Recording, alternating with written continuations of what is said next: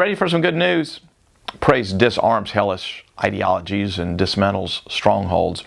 Here's our text from 2 Samuel chapter 6. As the ark of the Lord came into the city of David, Michal, the daughter of Saul, looked out of the window and saw King David leaping and dancing before the Lord, and she despised him in her heart. So when David brought the ark into Jerusalem, he danced with delight, caring not what anyone thought.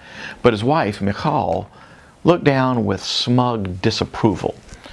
And we're not given the reasons for Michal's disdain, but be assured, the praise of God is completely countercultural in every generation. It's for this very reason that praise is so powerful. Praise disarms the ideologies of hell and dismantles strongholds for at least two reasons. The world is addicted to productivity and is bent toward self-absorption. And praise flies in the face of both obsessions. To the natural mind, praise makes no sense because on the surface, it seems to produce nothing. Now, that's what bothered Judas so much when Lazarus, his sister Mary, poured out a year's worth of wages on Jesus' feet in an act of unbridled worship. And Judas said, why wasn't this perfume sold and given to the poor? Well, he wasn't displaying his big heart, of course, but rather his big greed. Nonetheless, the point makes sense to the world. It would have made sense if Jesus had said, if you'll pour out $30,000 worth of perfume on my feet, I'll raise your brother from the dead. But Jesus had already raised Mary's brother Lazarus from the dead.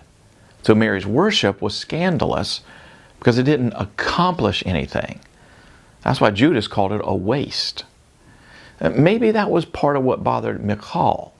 There was no requirement for such a lavish celebration. The world says celebration is a waste of time. Praise is also unnerving because it runs contrary to our self-preoccupation. Praise is, by its very nature, other-centered. You can't be prideful and praising at the same time. There's something so childlike about David's praise. Michal hated it, but God loved it. Praise is the ultimate acknowledgement of unmixed grace. Freely we have received God's love. Freely we give our praise. And that's the gospel. That's today's daily devotional. And click right here and get more like it, or better yet, subscribe. And I hope that you have a praise-filled day.